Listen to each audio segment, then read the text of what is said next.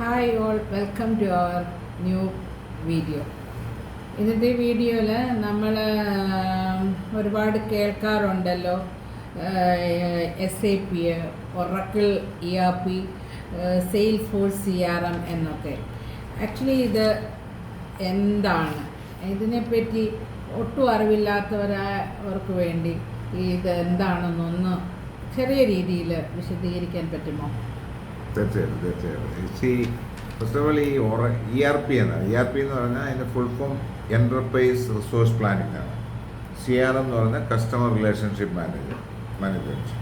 അപ്പം നമ്മൾ SAP, Oracle ERP, oracle fusion, oracle EBS എന്ന് പറയുന്നത് അതായത് കുറച്ച് പഴയതല്ല, അത് ഓൺ പ്രിമാണ്. ഓൺ പ്രിം എന്ന് പറയുന്നത്, മറ്റേ ഫ്യൂഷൻ എന്ന് പറയുന്നത് ക്ലൗഡാണ്. ക്ലൗഡ് ഇൻഫ്രാസ്ട്രക്ചർ വർക്ക് ചെയ്യുന്നത് എന്ന് പറഞ്ഞാൽ, മറ്റേത് EBS എന്ന് പറഞ്ഞാൽ നമ്മുടെ ഓൺ പ്രിം എന്ന് പറഞ്ഞാൽ നമ്മൾ നമ്മുടെ പ്രിമൈസിൽ തന്നെ ഇൻസ്റ്റാൾ ചെയ്തിട്ട് യൂസ് ചെയ്യുന്നതാണ്. മറ്റേത് ക്ലൗഡിൽ കൂടെ നമ്മൾ ഇൻ്റർനെറ്റ് മുഖേന ആക്സസ് ചെയ്യുന്നതാണ് ഫ്യൂഷൻ. പിന്നെ അതുപോലെ സെയിൽസ് ഫോഴ്സ് CRM.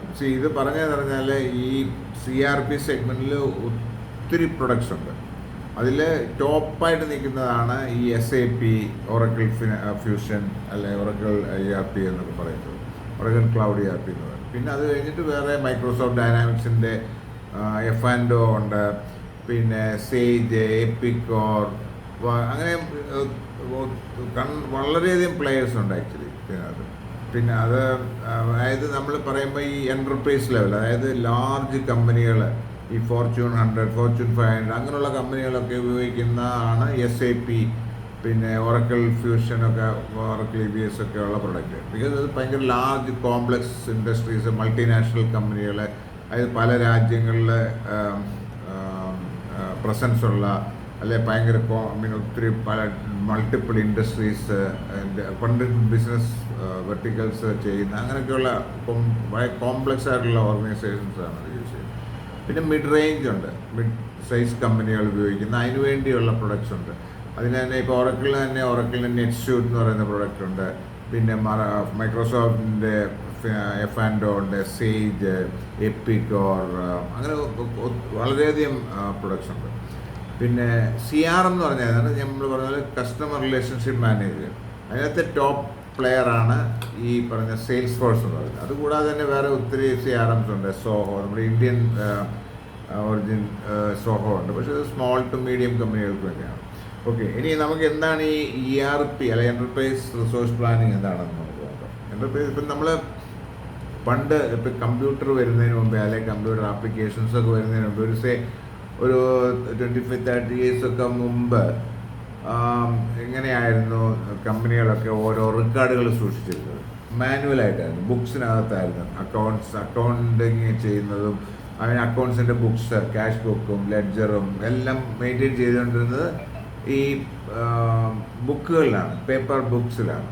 അതുപോലെ തന്നെ അവിടെ നടക്കുന്ന മറ്റുള്ള റെക്കോർഡ്സ്, ഇപ്പോൾ സെയിൽസ് നടക്കുന്നത്, സെയിൽസിൻ്റെ ഇൻവോയ്സിൻ്റെ റെക്കോർഡുകൾ, സാധനങ്ങൾ വാങ്ങിക്കുന്ന പർച്ചേസിൻ്റെ ഇത്, മാനുഫാക്ചർ ചെയ്യുന്നതിൻ്റെ ഇതെല്ലാം മാനുവലായിട്ട് ചെയ്തുകൊണ്ടിരുന്നത്. ആ പ്രോസസ്സ് എല്ലാം കമ്പ്യൂട്ടറൈസ് ചെയ്ത് ഒരു ആപ്ലിക്കേഷനിൽ കൂടെ മാനേജ് ചെയ്യുന്ന പ്രോസസ്സ്, അതിനാണ് ഈ ERP ആപ്ലിക്കേഷൻ ഉപയോഗിക്കുന്നത്. എന്ന് പറഞ്ഞാൽ കമ്പനികളുടെ എല്ലാ അതായത് എൻ്റർപ്രൈസ് വൈഡ് എന്ന് പറയുന്നത്. അതായത് ഒരു കമ്പനിയിൽ എന്തൊക്കെ ആവശ്യമുണ്ട്. ഇപ്പോൾ ഒരു മാനുഫാക്ചറിങ് കമ്പനിയാണെന്ന് നമുക്ക് എടുക്കാം. മാനുഫാക്ചറിങ് കമ്പനിയിൽ എന്തൊക്കെ ആവശ്യമുണ്ട്? അവർക്ക് സാധനങ്ങൾ പർച്ചേസ് ചെയ്യണം, റോ മെറ്റീരിയൽസ് പർച്ചേസ് ചെയ്യണം. ആ റോ മെറ്റീരിയൽ പർച്ചേസ് ചെയ്തത് അവർക്ക് അവരുടെ സ്റ്റോറിലും വെയർ ഹൗസിലും സൂക്ഷിക്കണം. ആ ഈ റോ മെറ്റീരിയൽ അവർക്ക് പ്രൊഡക്ഷനിലേക്ക് ഇഷ്യൂ ചെയ്യണം, ഇല്ലേ? അത് കഴിഞ്ഞിട്ട് ആ പ്രൊഡക്ഷൻ ഇത് കഴിഞ്ഞ് അത് ഫിനിഷ്ഡ് ഫുഡായിട്ട് തിരിച്ചു വരുമ്പം അത് സ്റ്റോക്ക് ചെയ്യണം. എന്നിട്ട് ആ സ്റ്റോക്ക് ചെയ്യുന്ന പ്രൊഡക്ട്സ് കസ്റ്റമേഴ്സിന് വിൽക്കണം. ഓക്കെ, അവർക്ക് കസ്റ്റമേഴ്സിന് വിറ്റ് കഴിയുമ്പോൾ അവർക്ക് അവരെ ഇൻവോയ്സ് ചെയ്യണം. അവരെ ഇൻവോയ്സ് ചെയ്തിട്ട് അവരുടെ പണം കളക്ട് ചെയ്യണം.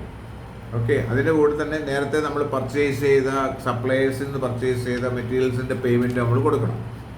ഓക്കെ, അപ്പം ഈ കസ്റ്റമറിന് പേ ചെയ്യണം. എന്നിട്ട് പിന്നെ നമ്മൾ അതിൻ്റെ ബാങ്കിൻ്റെ റെക്കോർഡുകൾ, ബാങ്ക് റീകൺസിലേഷൻ നടത്തണം. പിന്നെ ഇതെല്ലാം അൾട്ടിമേറ്റ്ലി പർച്ചേസ്, സെയിൽസ്, അങ്ങനെയുള്ള എല്ലാ ട്രാൻസാക്ഷൻസും അക്കൗണ്ടിങ് നടക്കണം.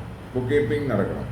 മനസ്സിലായില്ലേ? കാര്യം അൾട്ടിമേറ്റ്ലി ഇതിൻ്റെ എല്ലാം ട്രാൻസാക്ഷന് നമ്മുടെ ഫിനാൻഷ്യൽ സ്റ്റേറ്റ്മെൻറ്റ്സ് ആയിട്ട് വരണം. അതായത് പ്രോഫിറ്റ് ആൻഡ് ലോസ് അക്കൗണ്ട് അല്ലെങ്കിൽ ഇൻകം സ്റ്റേറ്റ്മെൻ്റ് ആയിട്ടും ബാലൻസ് ഷീറ്റ് ആയിട്ടും ക്യാഷ് ഫ്ലോ ആയിട്ടും വരണം. അതാണല്ലോ പിന്നീട് ഇത് ഓഡിറ്റ് ചെയ്യപ്പെടുന്നതും ഓഡിറ്റ് ചെയ്ത് ഫൈനൽ അക്കൗണ്ട്സ് ആയിട്ട് അംഗീകരിക്കപ്പെടുന്നത്.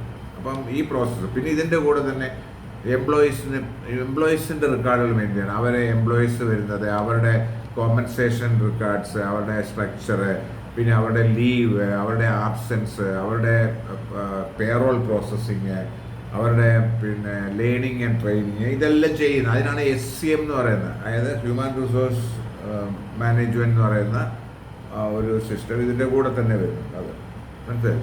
അപ്പം പിന്നെ ഇതിൻ്റെ കൂടെ തന്നെ നമുക്ക് ഇതിന് ടാക്സ് റിലേറ്റഡ് ആയിട്ടുള്ള എല്ലാ കാര്യങ്ങളും, അതായത് ഇപ്പം നമുക്ക് ഇൻവോയ്സ് ചെയ്യുമ്പം GST ചെയ്യുന്നതും, അത് ഇൻവോയ്സ് പർച്ചേസ് ചെയ്യുമ്പം കിട്ടുന്ന സപ്ലയർ ഇൻവോയ്സിലെ ടാക്സ് GST നമുക്ക് ഇൻപുട്ടായിട്ട് എടുക്കുന്നത്, ഫയൽ ചെയ്യുന്നതും, അവർക്ക് പേയ്മെൻറ്റ് നടത്തുമ്പോൾ അത് TDS ഡിഡക്ട് ചെയ്യുന്നത്, ഇങ്ങനെ ഈ പ്രോസസ്സുകളെല്ലാം മാനേജ് ചെയ്യാൻ പറ്റുന്ന ഒരു സോഫ്റ്റ്വെയറാണ്. ഒരു സോഫ്റ്റ്വെയർ ആപ്ലിക്കേഷനാണ് ERP എന്ന് പറയുന്നത്. അതായത് ഒരു ഓർഗനൈസേഷനിൽ, അത് ഏതൊരു ഓർഗനൈസേഷൻ ആയിക്കോട്ടെ, അവരുടെ എല്ലാവിധമായ ആക്ടിവിറ്റീസും, അതായത് അവരുടെ പർച്ചേസ് മുതൽ, അവരുടെ സ്റ്റോർ മുതൽ, വെയർഹൗസ് മുതൽ, അവരുടെ സെയിൽസ് ആക്ടിവിറ്റീസ്, അവരുടെ ഇൻവോയ്സിങ്, അവരുടെ പേയ്മെൻറ്റ് കളക്ഷന്, അവരുടെ ക്യാഷ് ഫ്ലോ മാനേജ്മെൻറ്റ്, അവരുടെ അക്കൗണ്ടിങ്, അവരുടെ ഫിനാൻഷ്യൽ സ്റ്റേറ്റ്മെൻറ്റ്സ് ഓഡിറ്റ്, പിന്നെ payroll processing, human resource employee മാനേജ്മെൻറ്റിൻ്റെ പ്രോസസ്സ്, ഇതെല്ലാം ആക്ടിവിറ്റി അതിനാണ് ചെയ്യുന്നത്. അപ്പോൾ ERP എന്ന് പറയുന്നത് അതിനകത്ത് തന്നെ ചെയ്യുന്നത് ഫിനാൻസ് എന്ന് പറയുന്ന ഒരു സെഗ്മെൻറ്റ്, ഒരു അതിനെ ഒരു പല സെഗ്മെൻ്റായിട്ട് തിരിച്ചിട്ടുണ്ട്. ഇപ്പോൾ ERP വൺ ഈസ് ഫിനാൻഷ്യൽസിനകത്ത് അക്കൗണ്ടിങ് അറിയുന്നവർക്കറിയാം. അതിനകത്ത് ജനറൽ ലെഡ്ജർ എന്ന് പറയുന്നത്, അതായത് അൾട്ടിമേറ്റ്ലി എല്ലാ ട്രാൻസാക്ഷനും പോയി എത്തിപ്പെടുന്നത് ജനറൽ ലെഡ്ജർ എന്ന് പറയുന്ന ഇതിനകത്താണ്. ജനറൽ ലെഡ്ജറിൽ നിന്നാണ് അതിൻ്റെ ട്രയൽ ബാലൻസ് നമ്മൾ എടുക്കുന്നതും, അത് കഴിഞ്ഞിട്ട് നമ്മൾ ഫിനാൻഷ്യൽ P&L, പ്രോഫിറ്റ് ആൻഡ് ലോസും ബാലൻസ് ഷീറ്റും ഒക്കെ ഉണ്ടാകുന്നത്. അപ്പോൾ അതിന് വരുന്നതിന് മുമ്പേ ഈ ട്രാൻസാക്ഷൻസ് വരുന്നതിന് ഈ ERPയിൽ ഒരു സബ് ലെഡ്ജർ മോഡ്യൂൾ എന്ന് പറയുന്ന ഒരു കൺസെപ്റ്റ് ഉണ്ട്. അതായത് ഇപ്പോൾ അക്കൗണ്ട്സ് പേബിൾ എന്ന് പറയുന്നത് ഒരു സബ് ലെഡ്ജർ മോഡ്യൂളാണ്. അതായത് all supplier related invoicing payments എല്ലാം നടക്കുന്ന ആ സബ് ലെഡ്ജറിലാണ്. എന്നിട്ട് അതിൻ്റെ ഫൈനലായിട്ടുള്ള എൻട്രി GL വരും. അതുപോലെ തന്നെ കസ്റ്റമറെ ബില്ല് ചെയ്യുന്നതും കസ്റ്റമറെ കളക്ട് ചെയ്യുന്നതുമായിട്ടുള്ള എല്ലാ ട്രാൻസാക്ഷനും ARൽ വരും. അത് അൾട്ടിമേറ്റ്ലി GL വരും.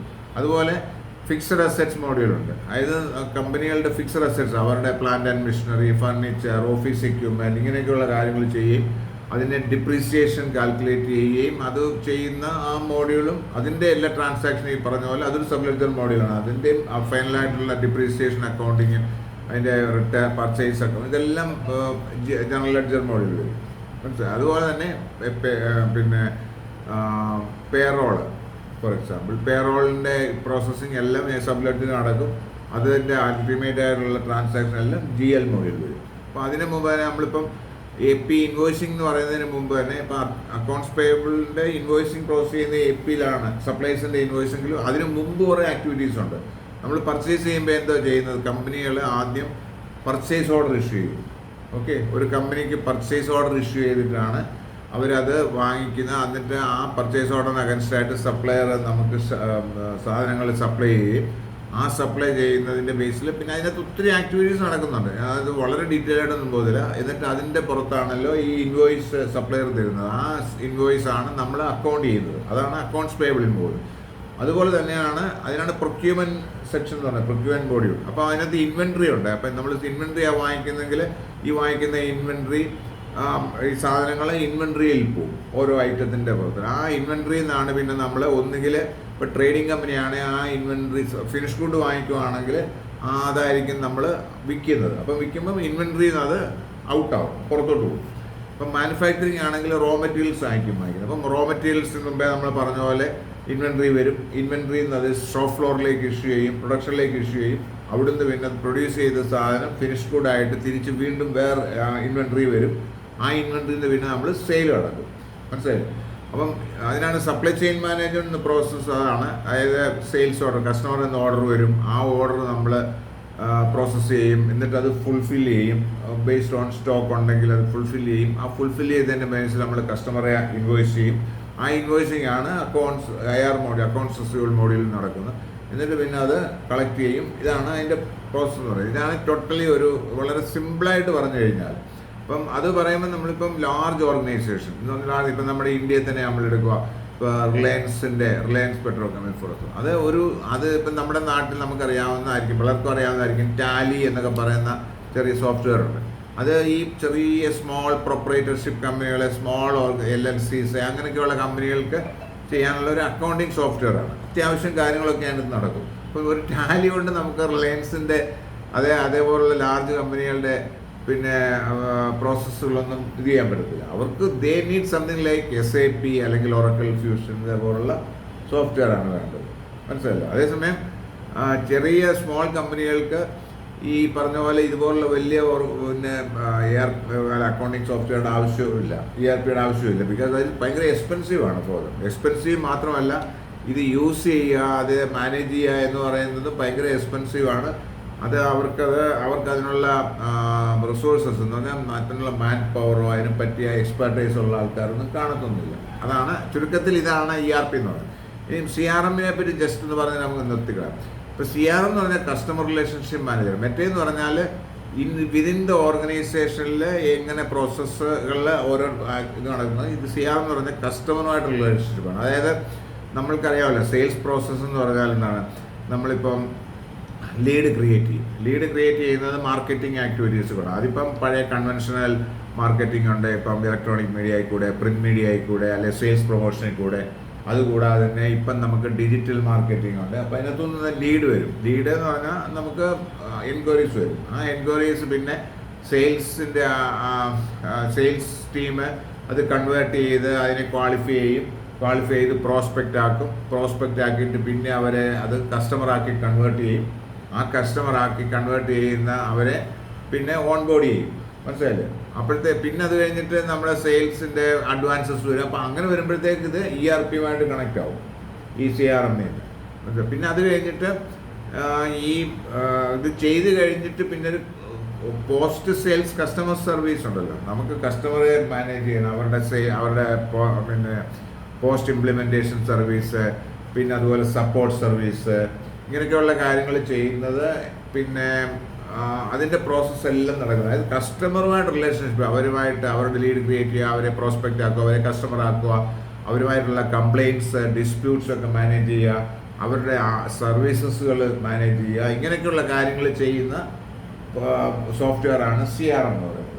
ഒരു രീതി പറഞ്ഞു കഴിഞ്ഞാൽ CRM അവസാനിക്കുമ്പോൾ ERP സ്റ്റാർട്ട് ചെയ്യുമെന്ന് വേണമെങ്കിൽ പറയാം. പക്ഷേ കുറച്ച് ആക്ടിവിറ്റീസൊക്കെ പിന്നീട് നടക്കും. ഇപ്പോൾ after sale service, after sale supports, ഇങ്ങനെയൊക്കെയുള്ള കാര്യങ്ങൾ. അപ്പോൾ അതാണ് ചുരുക്കത്തിൽ. അപ്പം പല കമ്പനികളും ഇത് രണ്ടും കൂടെ ഒന്നിച്ച് ഉപയോഗിക്കുന്നത്. മിക്കവാറുള്ള എല്ലാവർക്കും ഇപ്പം ഒറാക്കിളിനും SAPക്കും ഒക്കെ അവരുടേതായിട്ടുള്ള CRM സോഫ്റ്റ്വെയർ ഉണ്ട്. ഇപ്പം ഇവർ CRM എന്ന് പറയാതെ പണ്ട് ഇതെല്ലാം കൂടെ കൂടുന്നതായിരുന്നു CRM. ഇപ്പം പല അതും അതിനെ സെപ്പറേറ്റ് ആക്കി വെച്ചിട്ടുണ്ട്. സെപ്പറേറ്റ് ആക്കി, അതായത് കസ്റ്റമർ എക്സ്പീരിയൻസ് CX എന്നാണ് പറയുന്നത് അതിന് പോകുന്നത്. അപ്പോൾ ഓരോന്ന് ഇപ്പം അതിൻ്റെ സെയിൽസ് എന്ന് പറയുന്നത് ഒരു മോഡ്യൂളാണ്, മാർക്കറ്റിംഗ് ഒരു മോഡ്യൂളാണ്, പിന്നെ സർവീസ് ഒരു മോഡ്യൂളാണ്, ഫീൽഡ് സർവീസ് വേറൊരു മോഡ്യൂൾ. അങ്ങനെ പല മോഡ്യൂളുകളായിട്ട് തിരിച്ചിട്ടാണ് ചെയ്യുന്നത്. അപ്പോൾ ആവശ്യമുള്ളത് മാത്രം നമുക്ക് എടുത്താൽ മതി. പണ്ട് CRM മുഴുവനായിട്ട് നമുക്ക് വാങ്ങിക്കണം, എന്നാലും അത് മോഡ്യൂൾ വൈസും ചെയ്യാമായിരുന്നു. അപ്പോൾ അതുകൊണ്ട് പക്ഷേ CRM മാത്രം എടുത്തു കഴിഞ്ഞാൽ ഈ സെയിൽസ് ഫോഴ്സ് ആണ് ഇപ്പം ഏറ്റവും ടോപ്പ് ലെയർ ഇരിക്കുന്നത്. മനസ്സിലായില്ലേ? ഇവർക്കൊക്കെ ഉണ്ടെങ്കിൽ പോലും. അതുപോലെ തന്നെ വേറെ ഒത്തിരി പ്ലേയേഴ്സ് ഉണ്ട്. പക്ഷേ ഇതാണ് വരുന്നത്. അപ്പം ലാർജ് ഓർഗനൈസേഷൻസ് ഒക്കെ ഈ പറഞ്ഞ പോലെ ERPക്ക് വേണ്ടി SAP, ഒറാക്കിളിനോ ഇത് ചെയ്യുന്ന പോലെ ലാർജ് ഓർഗനൈസേഷൻസ് SAPയുടെ ഒറാക്കിളിൻ്റെ CRM ചിലർക്ക് ഉപയോഗിക്കുമെങ്കിലും most of them prefer Salesforce CRM. അപ്പോൾ അതാണ് ചുരുക്കത്തിൽ വളരെ വളരെ സിമ്പിളായിട്ട് പറഞ്ഞു കഴിഞ്ഞാൽ ഇതാണ് ഈ ERP, CRM, അല്ലെങ്കിൽ നമ്മളൊക്കെ കേൾക്കത്തില്ലയോ SAP, ഒറാക്കിൾ ഫിനാൻഷ്യൽ, നമ്മൾ കണ്ടത് SAP സർട്ടിഫിക്കേഷൻ, FACP ചെയ്യണം എന്ന് പറയുന്ന ഇതാണ്. അതായത് ഓട്ടോമേഷൻ, നമ്മൾ മാനുവലി പണ്ട് ചെയ്തുകൊണ്ടിരുന്ന പല കമ്പനിക്കകത്തെ ബിസിനസ് പ്രോസസ്സുകളെ ഓട്ടോമേറ്റ് ചെയ്ത് ഇതാണ്. പിന്നെ ഇപ്പം വന്നിട്ട് ERP ഈ പറഞ്ഞ പോലെ ഇന്നോവേറ്റ് ചെയ്തുകൊണ്ടിരിക്കുകയാണ്. അവർ പല AIs ഒക്കെ ഇതിനകത്ത് ഉപയോഗിക്കുന്നുണ്ട്. പല ആർട്ടിഫിഷ്യൽ ഇൻ്റലിജൻസിൻ്റെ ഒത്തിരി യൂസ് കേസസ് ഇതിനകത്ത് ചെയ്യുന്നുണ്ട്, കൂടുതൽ പ്രോസസ്സ് ഓട്ടോമേറ്റ് ചെയ്യാനൊക്കെ. അപ്പോൾ അതിനെപ്പറ്റിയൊക്കെ നമുക്ക് കുറച്ചുകൂടെ ഡീറ്റെയിൽ ആയിട്ട് വേറൊരു വീഡിയോയിൽ നമുക്ക് സംസാരിക്കാം. എനിക്കൊന്ന് ഇന്നത്തേക്ക് ഇത് മതിയാവും. Thank you so much for watching this video. അപ്പം നമ്മൾ വീണ്ടും പുതിയ വീഡിയോ ആയിട്ട് വരും. നിങ്ങൾ തീർച്ചയായിട്ടും കാണണം, സബ്സ്ക്രൈബ് ചെയ്യണം, പിന്നെ മറ്റുള്ളവർക്ക് ഷെയർ ചെയ്യണം. പിന്നെ അതുപോലെ തന്നെ കമൻസ് തീർച്ചയായിട്ടും നിങ്ങളത് കമൻസ് ഇടണം. എന്നാലേ ഞങ്ങൾക്ക് ഒരു ഗ്രോത്ത് ഉണ്ടാകാനും ഞങ്ങൾക്ക് കറക്ഷൻ ചെയ്യാനും പറ്റത്തുള്ളൂ. Thank you so much. See you soon.